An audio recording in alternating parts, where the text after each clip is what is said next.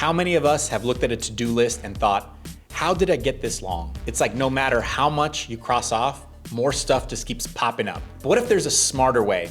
In this video, I'm sharing 6 alternatives to the classic to-do list that'll help you get stuff done without feeling totally overwhelmed. Actually, the thing with regular to-do lists is that they pile up fast. You add every little thing, walk the dog, call mom, reply to emails, and boom, you've got this massive list staring back at you. Honestly, it can feel like you're falling behind before you even start. But don't worry, I've got some easy ways to make your to-do list work for you with all that stress. First up is the things I need to do list. This one's simple. It's just for the big important stuff that has to get done today.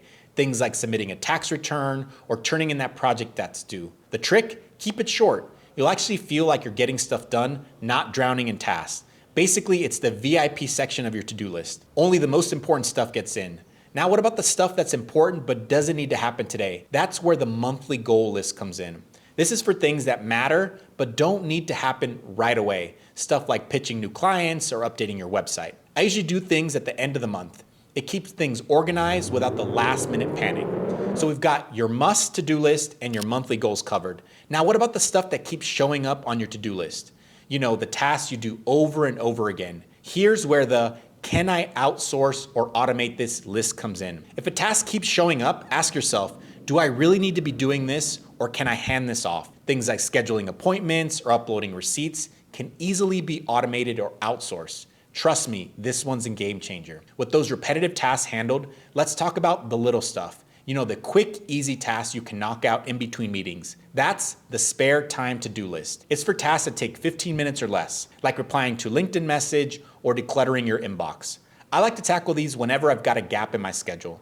It's a great way to stay productive without overthinking. And you know what? It also beats doom scrolling TikTok for 20 minutes. All right, we've covered the big tasks, the small tasks, and the stuff you don't even need to do yourself. But what if you still have unchecked boxes at the end of the day? That makes you feel like you've done nothing. Don't stress, I've got a fix for that too. This one's called Things I've Already Done list. Instead of focusing on what's left, this list highlights what you've already accomplished. It's all about giving yourself credit for what you did, not worrying about what's still there. Seeing that progress, it feels great. Because sometimes you just need to see how awesome you've been today. Now for my favorite one, the list of stuff you don't need to do. Yup, that's a real thing. This one's called the Things I Have Permission Not to Do list. It's exactly what it sounds like. Tasks that aren't essential and don't need to get done. Giving yourself permission to skip them means you can focus on what really matters. And if you get around to them, that's just a bonus. Now, whether it's the VIP tasks, the non-urgent goals, or even the things you're skipping, one thing that can make all of this easier is automation. Why do something manually when a tool can do it for you, right?